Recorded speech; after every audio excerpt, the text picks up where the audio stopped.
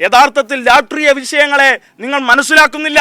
ഇയാളെ പോലുള്ള ഒരാൾക്ക് 9-ൽ കൂടുതൽ പരാതി ഇയാൾക്കെതിരെ ഉണ്ടായിട്ടും ഇയാൾക്ക് എങ്ങനെ തൽസ്ഥാനത്ത് തുടരാൻ കഴിഞ്ഞു? ഇയാൾക്ക് എങ്ങനെ നേതാക്കന്മാർ ക്ലീൻ ഷീറ്റ് കൊടുക്കുന്നു? അതിൻ്റെ അർത്ഥം കോൺഗ്രസിന്റെ ഉള്ളിൽ 1000 രാഹുൽ മാങ്കൂട്ടത്തിൽമാരുണ്ട് എന്നുള്ളതാണ്. അത് ഈ നാട് അറിയേണ്ടതുണ്ട്.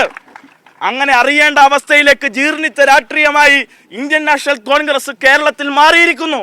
അപ്പോൾ ഞങ്ങൾക്ക് പറയാനുള്ളത്, ഈ കേരളത്തിൽ വിദ്യാർത്ഥി സമൂഹത്തിന്, വിദ്യാർത്ഥിനികൾക്ക്, മാധ്യമ പ്രവർത്തകർക്ക് ഇവിടെ ജീവിക്കാൻ കഴിയില്ലെങ്കിൽ പിന്നെ ആർക്കാ കഴിയുക?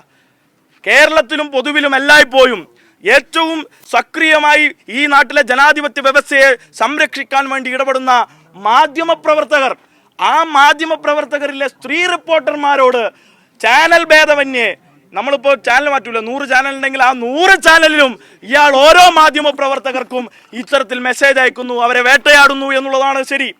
അപ്പോൾ ഇത്തരത്തിലുള്ള ഒരാൾ കേരളത്തിലെ രാഷ്ട്രീയ മണ്ഡലത്തിൽ നിൽക്കേണ്ട ഒരാളാണോ?